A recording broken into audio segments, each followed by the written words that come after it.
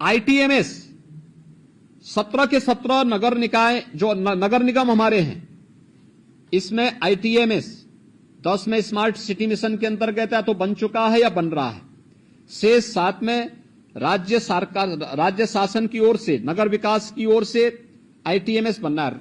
ITMS को safe city के साथ जोड़ना, गृह विभाग के साथ जोड़ना और सभी नगर 17 के 17 नगर निगमों के साथ साथ नोएडा, ग्रेटर नोएडा में भी हम इसको सुनिश्चित करवा लें कि इसको हम सेफ सिटी के साथ जोड़ेंगे और सेफ सिटी मिशन के अंतर्गत हम इस कार्यक्रम को आगे बढ़ाएंगे।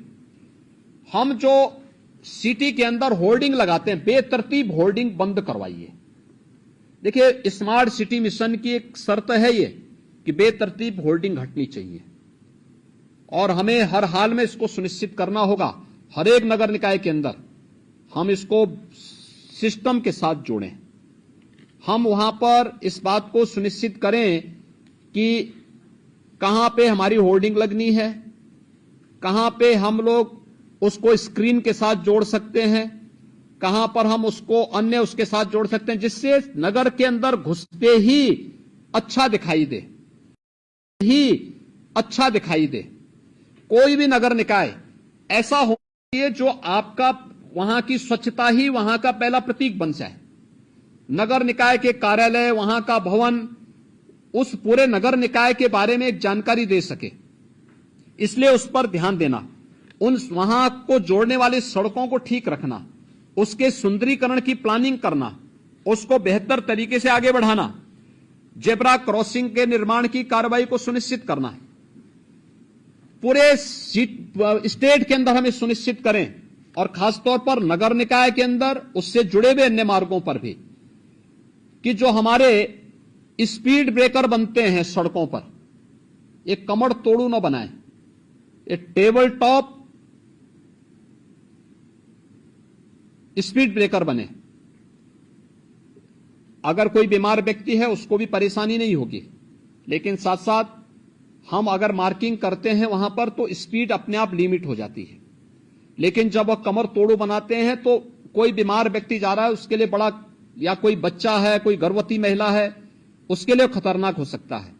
इसलिए हमें पीडब्ल्यूडी को भी, नगर विकास को भी और अन्य सभी संबंधित विभागों को यह सुनिश्चित करना होगा कि कहीं भी हमें ये कमर तोड़ू स्पीड ब्रेकर नहीं दिखने चाहिए।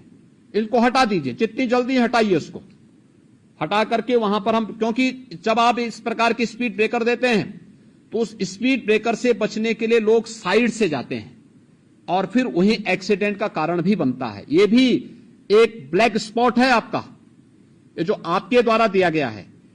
यानी ब्लैक स्पॉट केवल सड़क इंजीनियरिंग की खराब स्थिति का मुख्य कारण नहीं होता है, ब्लैक स्पॉट का कारण एक गलत स्पीड ब्रेकर भी होता है। इसलिए स्पीड ब्रेकर टेबल टॉप होने चाहिए, जिससे कोई भी व्यक्ति वहां जाए आसानी से स्पीड कम करते हुए बहुत आसानी से उसको पार कर लेता है, और उस पर भी हमें ध्यान देना होगा। नगरीय क्षेत्रों में हमारी जो परिवहन की व्यवस्था है, सिटी बस सेवा है, इसको लोगों के लिए सरल बनाना, सुलभ बनाना और सुरक्षित भी बनाना। इलेक्शन के दौरान मैं कानपुर के अंदर देख रहा था, 2 बार वहां पर एक्सीडेंट हुआ और एक बार तो जो सिटी बस सेवा वहां पे इलेक्ट्रिक बस सेवा है उससे जुड़ा हुआ व्यक्ति ने जबरदस्ती 6 लोगों को कुचला था वहां पे। और उस दौरान कानपुर के अंदर प्रशासन की संवेदनशीलता देखने को मिल रही थी कि कितनी तेजी के साथ वे लोग वहां जा रहे थे। यानी मुझे यहां से इलेक्शन के बावजूद मुझे बोलना पड़ा कि आप लोग वहां क्यों नहीं पहुंचे। 11-12 घंटे के बाद फिर उनकी उपस्थिति वहां हो रही। ये दिखती है कि हम कितने संवेदनशील हैं। नगर निकाय इस बात को सुनिश्चित करें कि सिटी बस सेवा को संचालित करने वाला जो ऑपरेटर है, उससे जुड़े हुए जो भी लोग हैं, हमें उनकी पुलिस वेरिफिकेशन जरूर करानी चाहिए।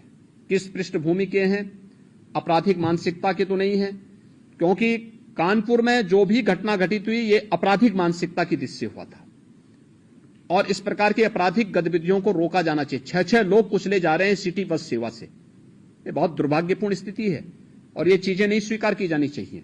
इसलिए इन बातों को सुनिश्चित तो हमें करना होगा ये परिवहन की दृष्टि से हम लोग सिटी के अंदर करें।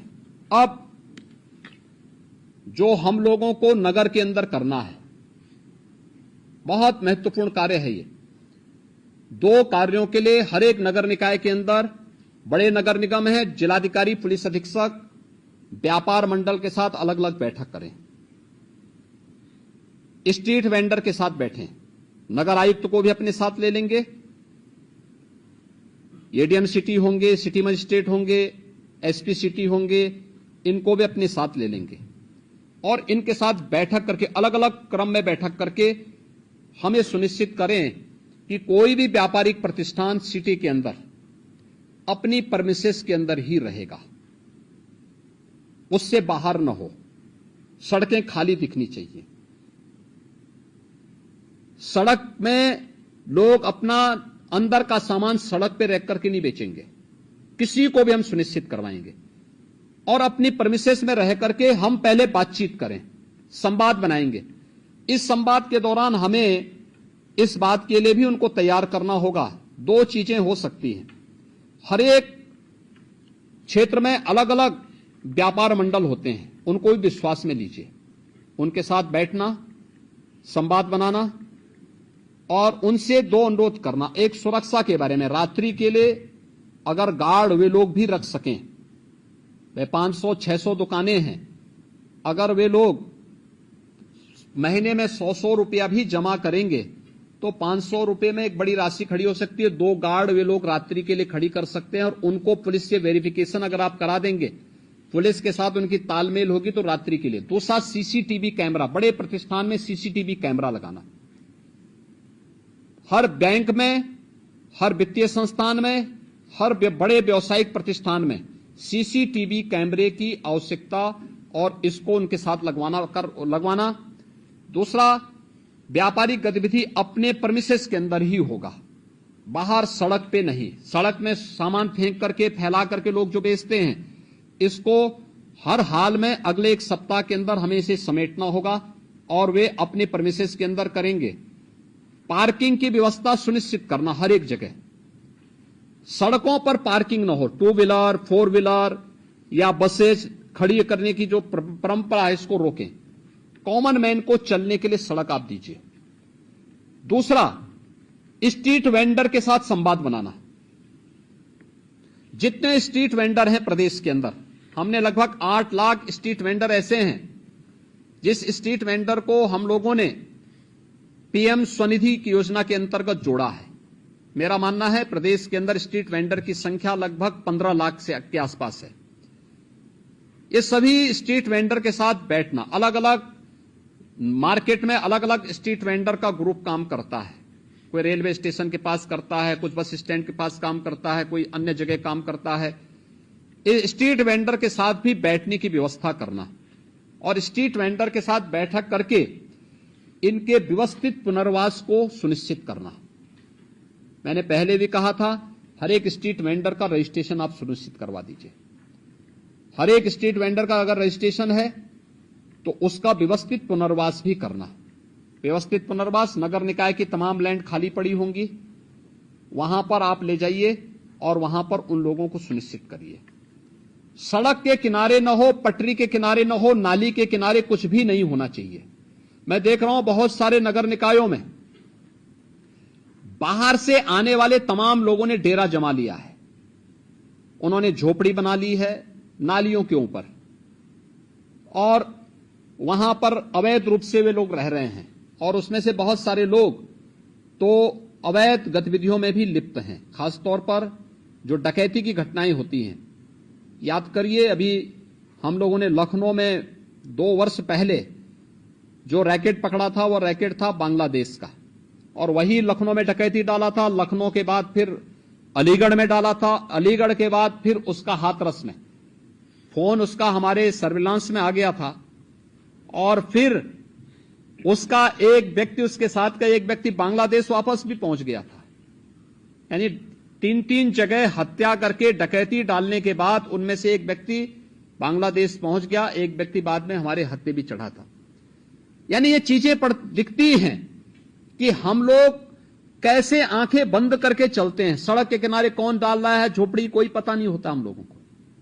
लोकल स्तर पर जवाबदेही सुनिश्चित करें। नगर निकाय अपना एक अधिकारी तैनात करें और पुलिस की जो लोकल पुलिस है, लोकल थाना, उसकी जवाबदेही सुनिश्चित करें। एक बार अतिक्रमण हट गया है, व्यवस्थित पुनर्वास हो गया, दोबारा अगर कोई झोपड़ी डाल रहा है, दोबारा कोई वहां पे अतिक्रमण कर रहा है, उसी समय उसके खिलाफ कार्रवाई सुनिश्चित करिए। जो व्यक्ति पुलिस का हो, नगर निकाय का हो, उस क्षेत्र में स्वच्छता के साथ जुड़ा होगा या उस क्षेत्र का इंस्पेक्टर होगा, कोई तो सुपरवाइजर होगा, कोई तो होगा। ऐसा तो है नहीं कि नगर निकाय इतना बड़ा उसके पास मैन पावर है और उसका कोई व्यक्ति सुपरविजन करने वाला नहीं है। यह हम सुनिश्चित करें कि कोई भी व्यक्ति फिर से वहां पर वो न करने पाए। ये अवैध गतिविधियों का केंद्र बिंदु नगर निकाय के किनारे, सड़क के किनारे झोपड़ी डाल करके दिन भर वहां पर लोग अपनी तमाम गतिविधियों को संचालित कर रहे हैं, ये कतई नहीं हो सकता। और संवाद बना करके, जो पहले से चले आ रहे स्ट्रीट वेंडर हैं, संवाद बनाइए और फिर उनको 2, 3, 4 स्थान दिखाइए। तमाम स्पेस हैं आपके पास, उन स्पेस में से किसी एक जगह व्यवस्थित पुनर्वास करिए। उनके लिए छोटे छोटे अगर आप लोग वहां पे दुकानें बना सकते हैं, कुछ अच्छे मॉडल खड़ा कर सकते हैं, उनको एक निश्चित किराए के साथ महीने में आप 50 रुपए, 100 रुपए, नगर निकाय की इनकम भी बढ़ेगी, सफाई कर्मी दे दीजिए और वे व्यवस्थित रूप से वहां बसेंगे। सब्जी मंडी है या कोई भी इस प्रकार की मंडी है, उसको भी व्यवस्थित रूप से करना, सफाई के साथ जोड़ना, एक सिस्टम के साथ जोड़ना, अपनी परमिसेस में ही उसकी अनुमति देना। कहीं ट्रांसपोर्ट नगर है, ट्रांसपोर्ट नगर जहां है वहीं से ट्रांसपोर्ट की गतिविधि हो। सिटी के अंदर कब आना है, कब उन्हें अपलोड करना है, कब डाउनलोड करना है, इन सभी चीजों को एक निश्चय उसके साथ आप बनाकर के तय करें और संवाद बनाकर के तय करें। व्यापार मंडल को विश्वास में लीजिए, चैंबर ऑफ इंडस्ट्रीज को लीजिए, चैंबर ऑफ ट्रेडर्स को विश्वास में लीजिए, स्ट्रीट वेंडर को व्यवस्थित पुनर्वास के लिए उनको विश्वास में लीजिए। और देखना चाहिए कि अगले 15 दिन के अंदर प्रदेश के अंदर कोई भी नगर निकाय के अंदर हम जाएं, कोई माननीय मंत्री जाएं, तो साफ सुथरा दिखना चाहिए, एक सिस्टम दिखना चाहिए, स्वतःस्फूर्त भाव के साथ गतिविधियां चलती हुई दिखाई देनी चाहिए। स्मार्ट सिटी के पीछे प्रधानमंत्री जी की जो मंशा है कि हमारी सिटी कैसे दिखनी चाहिए, उस प्रकार की मंशा को आप वहां पे पूरा कर सकते हैं। और इसको लागू करने के लिए आज मैंने ये वीडियो कॉन्फ्रेंसिंग में आप सबको बुलाया है और इसमें हर एक स्तर के अधिकारी की जवाबदेही सुनिश्चित होगी, इस बात को सुनिश्चित करेंगे।